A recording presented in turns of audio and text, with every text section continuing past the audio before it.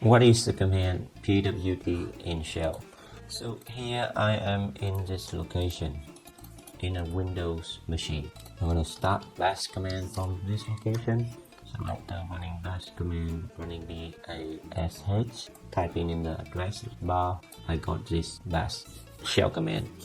So actually I don't need to know my current working directory because it's already shown here. I think this is different from Linux and Mac OS machines because I'm using Windows machine, so it's always displays here. So what I'm going to do is I type in pwd.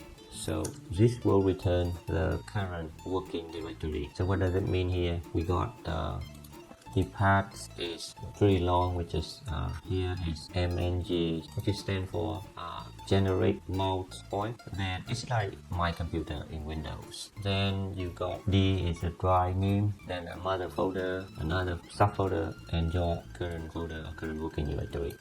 So that is pwd, getting current working directory in shell bash command.